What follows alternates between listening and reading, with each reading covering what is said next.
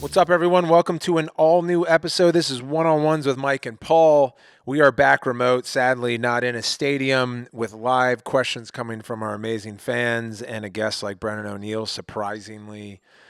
MR, you're in San Diego? I'm in San Diego, man. I'm not going to be in Philadelphia, and it's killing me right now. I don't Yeah. think you're going to be there either, are you?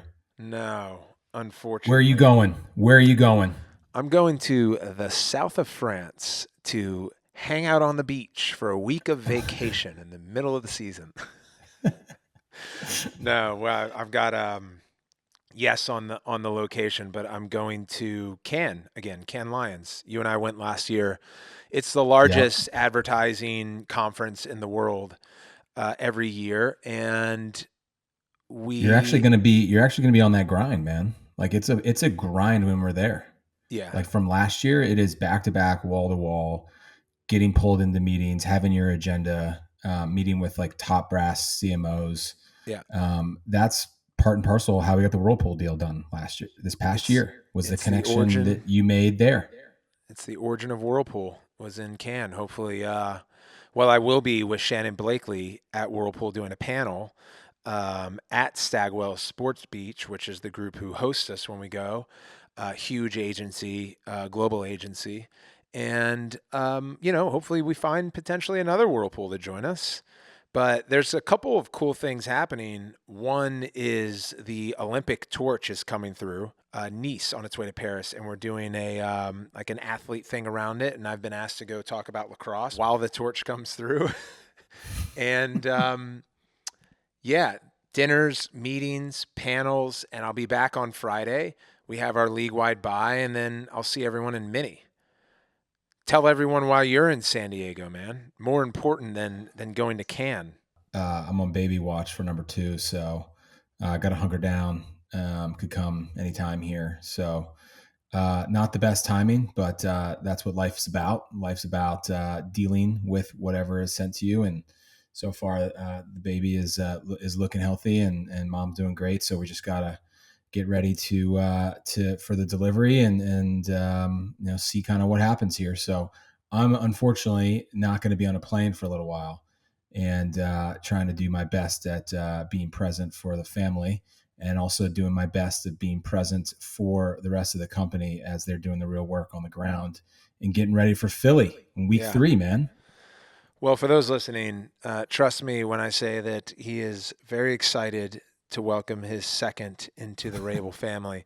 The tone that you hear from Mike is very tempered and very similar to all of us that hear it at the PLL, heading into an exciting opening weekend or championship weekend, or even analyzing something that's great. He remains very stoic and poised for any outcome. But again, do not take tone into account here. This man's fired up. If the second is going to be anything like the first, what an amazing opportunity. Yeah, yeah. The first really loves you. Every time I FaceTime him, we're on the road. He starts asking for you. He goes, "Ball, Paul? ball." I'm like, "All right, you don't want to talk to Daddy? No, ball." So that's basically like whenever we go to a lacrosse game or we're at a PLL game, it's like a Yeah. fans like Paul. I'm like, all right, guys, and rightfully so. I am no one in the lacrosse ecosystem, and you are so. But I'm my son's dad, so he shouldn't be doing that to me. Yeah, he sees you all the time. It's a Yeah, matter of yeah, yeah, it's a matter of supply demand. Uh, yeah, exactly. um, opening weekend. I know you and I have been talking quite a bit about the numbers we're most happy with really are streaming. But let's kick this thing off by talking about the broadcast viewership, the streaming viewership, the general consumption across social, the highlights, the players that have stood out.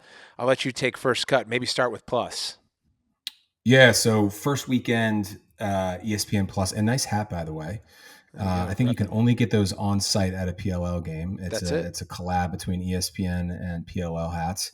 Uh, Engagement and was up 26%, which that's the big metric we follow for opening weekend for all the games. And we haven't got the numbers from last weekend, but we do know that the Utah Archers, defending champions, versus the Denver Outlaws was the most streamed game of the season. And what's interesting to me is that game went, I think, until like 11:15 at night. Yeah. I don't have to check the tapes on that, but it was late, man. And a lot of fans left, and there were still some fans in there, and they caught one of the best pro lacrosse games ever and one of the best rookie performances in any sports ever. Mm-hmm. And it showed in our numbers, which is really, really interesting, right? That was the highest engaged with game. And then there's all the other stuff that we talked about, third most watched game in PLL history, 421 on ABC. Our merch numbers were through the roof. Attendance opening weekend was up 12%. Last weekend it was up 10%. In Carolina, the Carolina Chaos home crowd was super loud Yeah, we love them. and really engaged. We really like Charlotte. We really like the Carolinas. And so overall, these past 2 weekends have been fantastic, man. And I'm Yeah. just really excited. How about you? Well, I want to add to the note around the Brennan O'Neill game. So, one is that it was exclusive on ESPN Plus, which we have seen tends to draft more uniques, although not by the number that people would expect. We call it utilization rate, where when games are on ABC, we still have high unique numbers on ESPN Plus. And that's partly why we developed the simulcasting relationship that started when we were back with NBC and Peacock and made its way into ESPN. We were one of the first properties in all of sports to simulcast because the fear was that you were going to arbitrage. But we believed that fans, depending on their age and their access to different size screens at any given moment, are going to choose where they want to do it. And then we're going to learn from that. So it was exclusive. But the other area that was really interesting is that historically, our opening weekend and our championship game have the highest unique views and most minutes streamed. So to see that come up when Mike says, thus far this season, you go, it's only been 2 weeks. To beat a week one is the first time we've seen that. And that underlined that game to me in advance of all the other statistics is wow, week two, we've had our most unique streams. And that's a good thing. Remember this time last year, after week two, we headed into really a 3 week international break with the World Games. It was 2 consecutive weekends, which leads to 3 full weeks of player rest, and frankly, a fracture in consistent consumption for our fans. So I was really excited about that. And then on the note around what do we learn, for me, from the beginning, we've always talked about the importance of broadcasting cable for exposure to casual fans and to try to onboard new audiences. In the entertainment business, they used to talk about lead ins and lead outs. And if you could hold 50% or more of what you get coming in, like Seinfeld was introduced through Cheers, if you can hold that audience, they're going to greenlight you further. In sports, it takes longer because you have to learn about the discipline, you have to learn about the players and the team.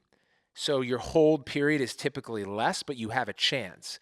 So you've got to get live programming and great programming on a lead in to have a good rating. The other thing that we've learned is as our digital presence has upticked and we get a lot of E plus viewers and minutes streamed, is that, oh, broadcasting cable is our introductory vehicle to now the 240 million estimated casual sports fans in America. And that was from a Deloitte study. And so we need to be both. We want to continue to see our ESPN Plus numbers drive the way that they have. And for every person that watches us on broadcast and cable, damn, let's convert them to Plus. So that's how we're thinking about it theoretically. And it's the truth is like, our total viewership every weekend is a combination of both. And they're both reported from different groups inside of ESPN. And they both ideally work together. Yep. And a quick note for the global fans as well, as I know that ESPN Player was sidelined for the last year.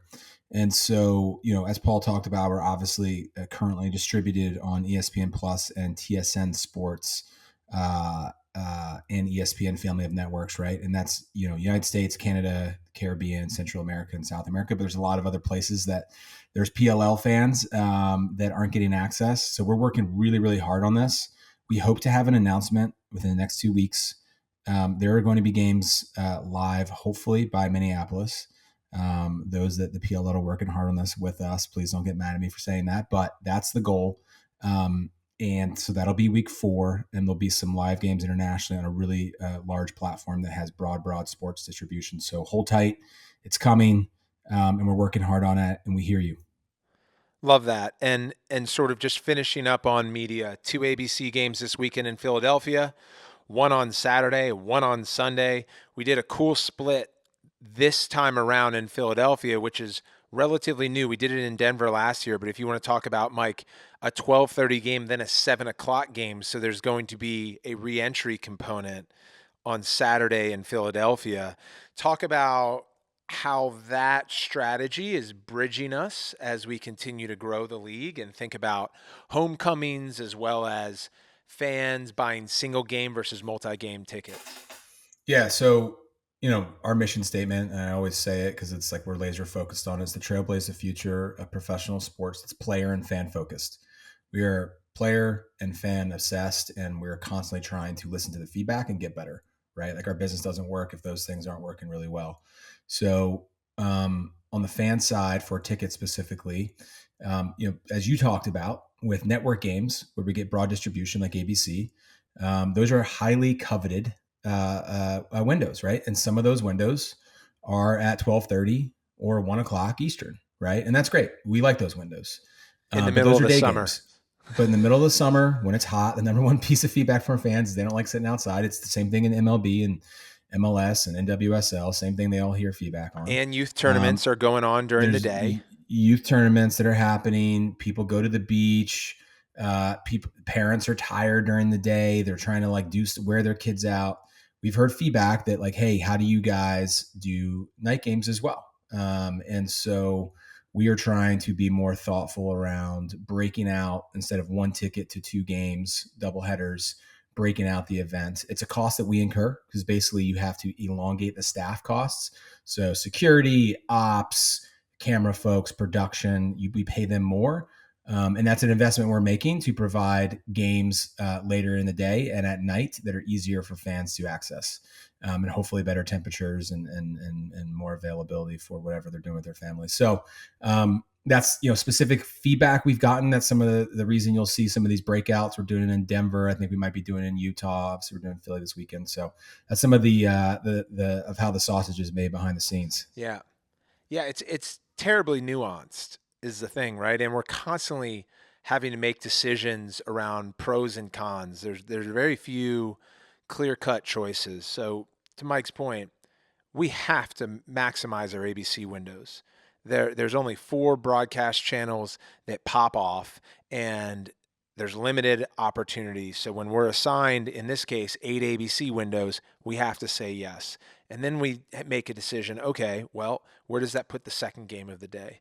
That's an example of a challenge where we have to sort through. Okay, there's a youth tournament here and there. Another one is when the Final Four is playing in a market. I've heard plenty of people suggest, hey, Final Four's in Philly. PLL Week 1 should be in Philly.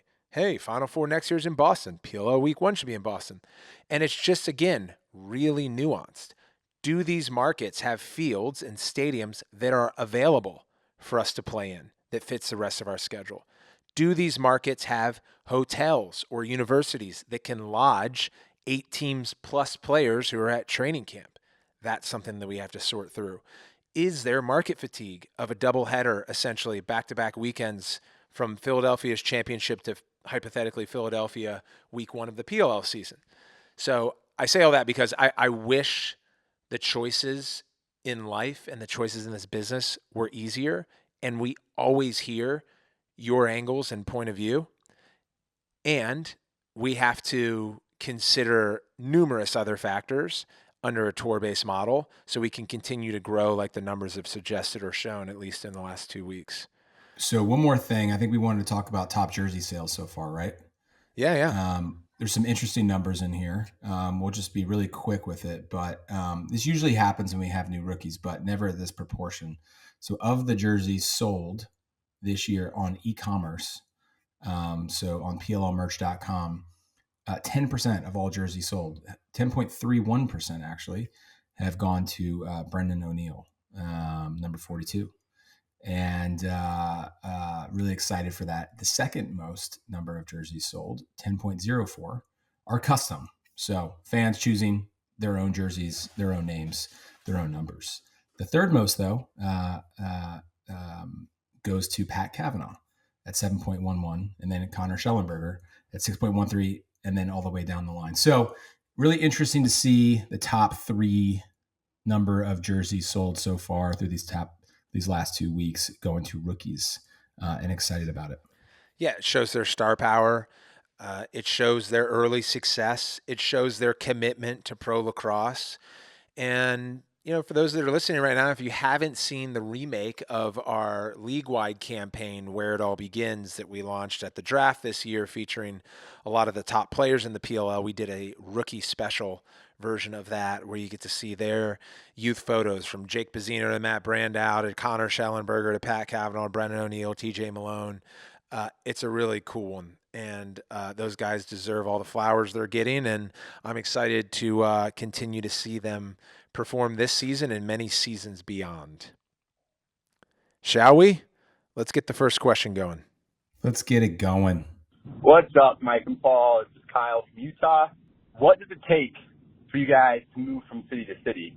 I've always been curious to know what work goes into it. And also, is it possible to make a midweek stop? Love to see some Tuesday night games, including your weekends. So is that a possibility? What does it take to move? Would love to hear about what trials and experiences that's been for you guys.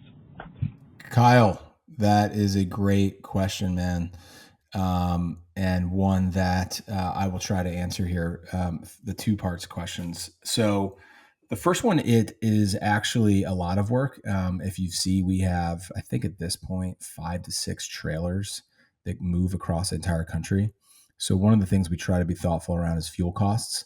And if you look at our schedule, it goes East Coast, and then we go to the Midwest, and then we go to the West, and then we come back East to finish up. And that's for a reason. We're not jetting all across the country. We're not doing, one game in Boston and then shooting down to San Diego and then shooting down North Carolina and then shooting back up to Minneapolis, because we have to bring those trucks.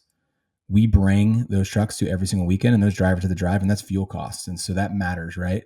We really try to be thoughtful around aligning a schedule that can be efficient, because what we're really trying to do is invest dollars back into the players, into the fans. And so that's one way that we can try to manage that. Outside of that, we work with a great long-term partner. They're called Prize, that they are like our boots on the ground agency operations that helps us set up our Premier Zone. And our Premier Zone is a really big, important part of our fan festival. So every single weekend we go to, we are building and operating and launching and activating our brand partners that want to have that sort of in real life experience for our fans to add to the vibrancy of the weekend, in addition to obviously the live games, which are most important. And then also our own PLL Shield teams talking about all the different things they're doing in the community. We activate and bring, we really try to make sure when we're going to these weekends that we bring as many people from our entire company that we can to activate in that community and invest in the community. So two really big important things that we've been doing. I'm not just saying this to say this, it's really important. We do hospital visits every single weekend with PLL assists. And we usually go to children's hospitals and bring our players. I just saw that we had 3 players. We had DeLuca, Courier, and Connor all go to Connor Kelly, all go to the local children's hospital in Philadelphia and spend some time with some kids there. I just saw the reports on that. So that's coming out. And that's really, really important work that we're doing in the communities. And frankly, some of the great work our players are really passionate about. We also do Goals for Greatness every single weekend that we go. So Paul's program that he announced since retirement, we donate goals into every community, particularly in underserved and underinvested lacrosse communities. And so it's really important for us to do that and do those drops. And then obviously the gameplay, right? Capturing the gameplay, making sure the players are comfortable, making sure we get to the hotels earlier. We make sure we have all the food for the players. We retrofit the stadium. We really bring a massive production to every single weekend. We set up cameras, we set up ball nets. It's a massive thing. And so as soon as the game weekends are over, we are packing up the trucks, and the trucks go to the next weekend, right? And they're setting up for the fans and the players to get there. So it's a massive lift, and we're excited about what we do, but we're always trying to get feedback. That's why we do a post-event survey to all of our ticket holders. On the second question on during the week, it's something we think a lot about. And we think that there's an opportunity to do that more. It's just a matter of coordinating two things. One, 66% of our ticket buyers right now are families. So we really want to make sure that we're making the events as approachable as possible and timeframes that are possible. And then also our network partners and making sure that, you know, those night games, we are able to still get, you know, full transparency. You know, night games during the week are some of the most prized network television slots. And so as we continue to build relationship with ESPN, hopefully we can get some more of those and bring those games under the lights during the week, because that's a great call. Paul, what do you think? You covered it. I would say that, you know, network is a big piece, right? And we had just talked about this to start the show. And most of our prized windows come on the weekend. The other is we're still a touring model and we move as one. And inside of that, I would say from a lax product standpoint is competitive integrity and competitive fairness. So this is the first year where we've introduced a consistent buy with the home team's doubleheader. And so we're learning from that. There will be some learnings when we eventually do a Tuesday or a Thursday night game that features 2 of our 8 teams, for example, and then say the others play on the weekend. So we're going to need to sort that out. There's this domino effect. But what I will say is playing Tuesdays and Thursday nights in the summer, we've tried Friday nights. Our audience loves Friday nights. That to me feels really interesting. It's cooler temps. I like night games. I like weekday games, especially in the summer when kids aren't in school. And I think that it's more likely that takes place if and when we transition to a home and away model and you're able to pick and choose games and game nights throughout the summer. Let's go to the second one. Hey guys, this is Wendy in Kansas City. On a recent episode of the podcast, Paul talked about the importance of the Olympics and specifically the impact that sixes will have in creating parity for the men's and women's game. I was wondering, does this mean that the women's sixes game will have increased contact and add in helmets and pads? Also, will future PLL Unleash events be in this newer sixes model, possibly with helmets and pads? And then, of course, when will we get our next PLL Unleashed event? And finally, for Paul, I know you still post some of your 100 shots on goal content. How about you do 100 shots on goal with a women's stick to show how one of the greatest players in the men's game handles what we can all agree is a more complex head game? Thanks, guys. Amazing question from Wendy. 4-part though. So we got, And it's all for you, brother. So no. let it rip here. Let it rip here. Okay. So let me start with the last point, Wendy. So I actually used Charlotte North stick at a Rabel overnight and Charlotte North overnight event in San Diego a couple of summers ago. And so if our social team cuts the part of this answer up, they'll provide footage of that. I spent some time with Paul Gate in Albany and Gary Gate in Syracuse over the last month, and their organization, Gate Lacrosse, has done a great job of helping elevate the specs of the women's game from an equipment standpoint such that the players can, within the legal framework, use more of a pocket with more hold and get shots upwards of 85 miles an hour now is what Charlotte North is clocked in at. On average, this is what Gary Gate told me, the top other sort of non-Charlotte North women's players in the game can get the ball up to 75.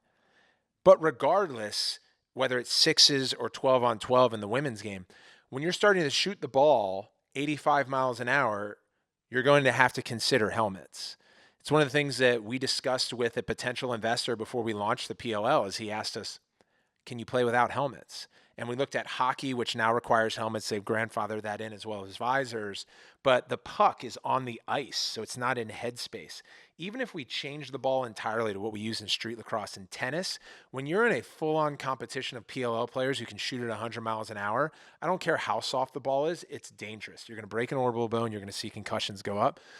So there's not really any evidence I can see that the men's game, and I think the women's game are going to be headed in that direction, should be competing at a level of which they are without helmets. So that kind of merges its way into another question of yours, which is the Olympics and the Olympic format. So what I love about the Olympic Games in 2028, and we're approaching Paris actually in a month in July, is that on average, 3 billion people watch. And the equivalence of that is 30 Super Bowls.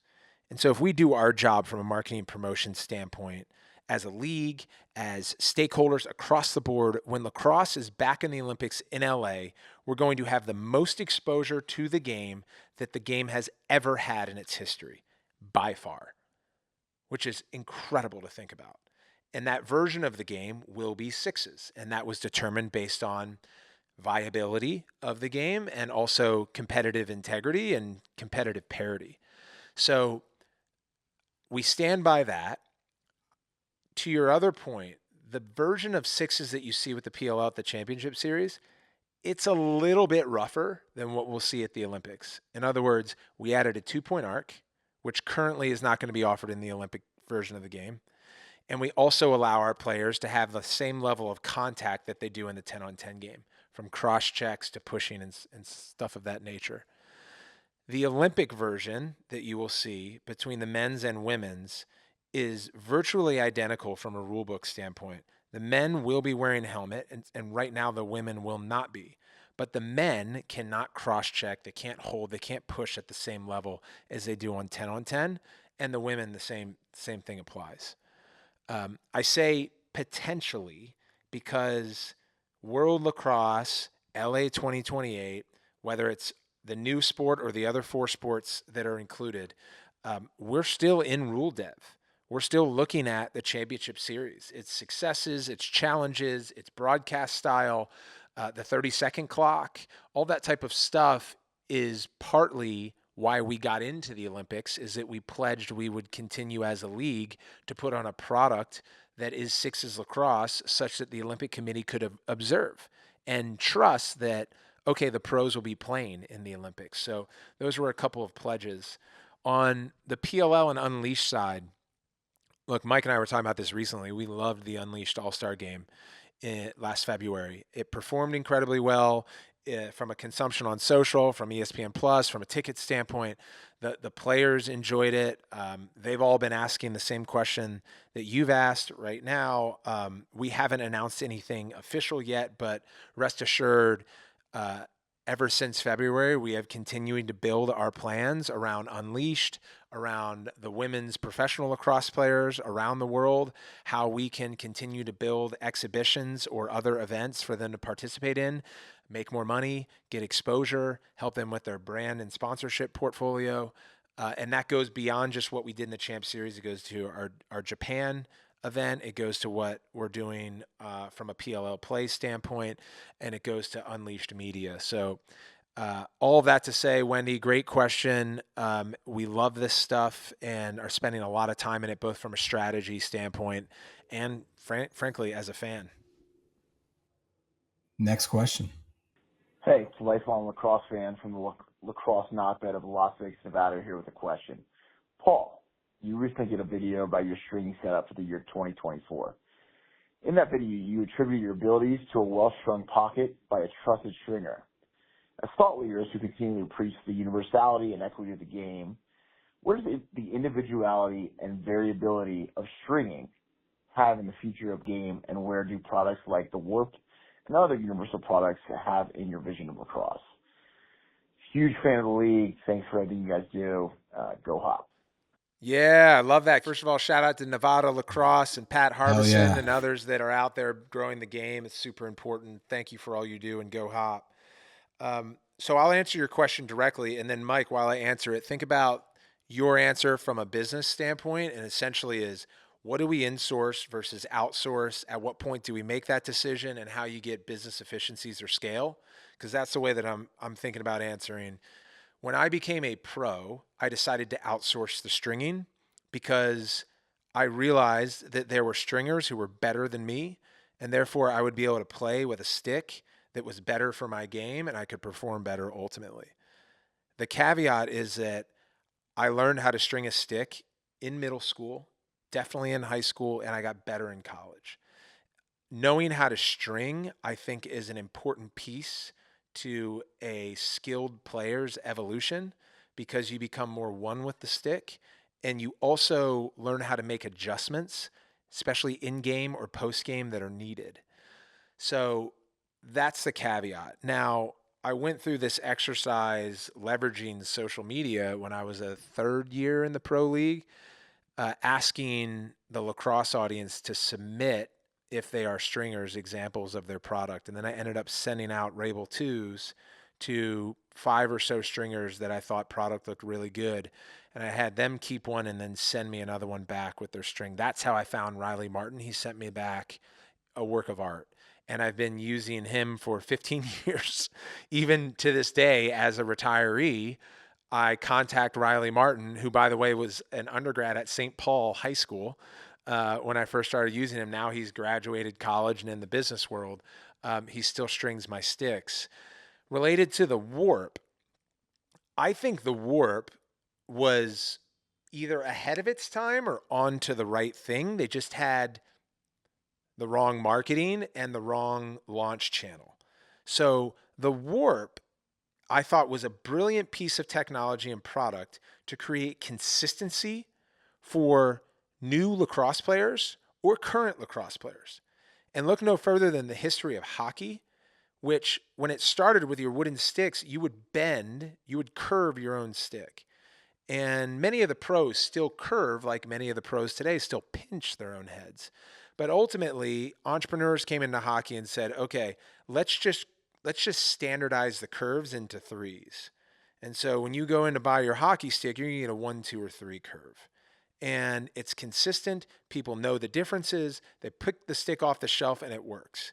In lacrosse, while there are still stringing, you can pick a stick off the shelf and it be wound tight. It could be really loose. The shooters could be snagged. And if you're a first-time player and you attempt to throw and the ball goes right at your toes, you're likely going to stop playing.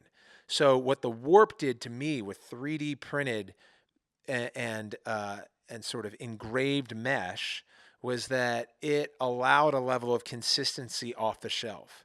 Where I believe they missed is that they tried to speed up to the iPhone 10 ahead of the ones launch and get the pros to use a new product that they weren't used to. And you can still, by the way, get warps at an entry level, and I would recommend it. The brighter mind, though, of Dave Morrow, who had this vision, was that, wow, he foresee a future where you didn't have to worry about a good, mediocre, or bad string job. You just got a stick that functioned and allowed the hands and the skill set and development of the athletes to take over. I still believe in that future. I think that you're going to see more players play the game if the pockets, whatever shape or size, are formed more consistently off the shelf. And let's just face it, there's human error and there's challenges right now. And the game is already really difficult to play. It's more like golf and hockey than it is like soccer, where you have to catch, pass, scoop, and learn a level of resilience to keep on. Or you're going to quit, like I potentially did after my second week of playing lacrosse had it not been for my mom. So that's my take on lacrosse stringing, the warp, me outsourcing sticks. Mike, what can you share in your version of this in business? Dude, I think that you brought up a really good point around endemics. Like Warrior and what Dave Morrow doesn't get enough flowers for what he did in lacrosse. And we need more Dave Morrows in the sport. He really invested in not only the pro game, but lowering barriers to entry. Yeah. And Yeah, he was a pioneer. Dude, Warrior really, they're a league partner, but they really invested in the pros and the product innovation and how much they cared and how much they really spent with MLL. It really helped MLL. And like, you know, we don't have animosity against MLL. Like we've talked about this before. Like MLL is a really important building block. I mean, we just brought back the Outlaws and there's a lot of really important figures. We should do a whole episode on just like the MLL and all the greatness from that. Yeah, man. Like, but Dave Morrow really invested in it, man. They were a big sponsor of yours. They really helped you transition to full-time lacrosse player early in your career, and you could give everything to lacrosse. Like, it just reminded me as you were talking about how great they were and are for the ecosystem. And I hope that they can continue to find that DNA from what Dave Morrow did when he founded that company. Yeah, let me add just a little bit of the Dave Morrow stuff. So you can hear his origin. I interviewed him on my podcast, Suiting Up. You can hear his origin story back to when he was playing at Princeton to when he played for Team USA, to when his dad had a titanium company. He decided to create the first titanium shaft, to then acquiring Brine because of their offset head technology. He's like a purebred entrepreneur. But to Mike's point, he understood the value of marketing. He was the first brand to go to Bob Carpenter at Inside Lacrosse and say, hey, I want to buy out the front and back cover, before really the internet took off and before certainly social media arrived. And then he built a relationship with Jim Davis and then Chris Davis, who played lacrosse at Middlebury at New Balance. New Balance then bought Warrior, grew that business, also grew lacrosse because New Balance started organically covering lacrosse. And they still do to this day. A lot of our athletes are New Balance athletes. Shout out Trevor Baptiste and Rob Pinnell and the likes. Yeah. Yep. So no question. And that's part of it, right? Like you and I get some stuff wrong. And the intent, I believe, though, is to just work your fucking ass off, try to be innovative, try to listen to feedback, and ultimately leave this game bigger and better than when we first started playing it. Yeah, we just try to make the right decisions more than we make the wrong decisions, right? We're never going to be 100%. And speaking of in-sources versus outsourcing, like I made a huge mistake of outsourcing ticket sales year one. And it was because I didn't know the ticket sales business, and you were still playing, and we had to launch this league, and I knew we couldn't outsource sponsorship. And we've built a really good sponsorship team and a really good sponsorship partnership marketing team now. It's all in house. And there's a lot of other emerging leagues that outsource it. We work with CAA on bringing opportunities, but we're really, really laser focused because we know and live the product, and we're the best to speak to it. On tickets, it was like, this is intricate. I don't know what we're doing. Let's go outsource it. And we didn't know what we were doing. And that was really hard. And that's one of the big benefits of bringing on Ticketmaster our second year. And they've been a league partner, a foundational partner for us since the beginning. You want to talk about how the sausage was actually made behind the scenes with our schedule? We announced our players to teams in March, and then I think our schedule in April ahead of playing on June 1st. We actually didn't have a slated schedule until we announced it fully. So we basically had 3 months to sell tickets. It's just really the ticket game is a hard game, and you guys and everyone needs as much help as you can get. And if you look at old footage from the NFL and even some old NBA games, it's a grind, right? And you really have to have determined, great, thoughtful leadership, and we do. And we found a guy named Danny Passavoy. For those who have interacted with him, he's one of the best and most talented in the biz.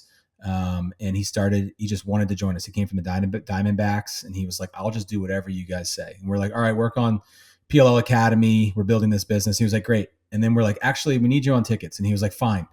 And he had a ticketing background, and he helped lift that thing up. And now he's our VP of ticket sales and fan experience. And we've brought it all in house, and we have a bunch of really good sellers. And what we talk about is it's not just selling tickets. It's the throughput on site of creating great experiences. Because most of what our ticket sellers do is they're selling groups.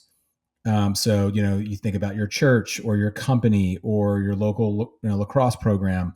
They'll buy a block of tickets for a discount, come and then get hosted. And the more tickets they buy, the better experiences we can provide them. And so our sellers actually will go on site and then host and then make sure that's a great experience for that group. And so we're really, really laser focused on white glove service. And we have an amazing group of ticket sellers.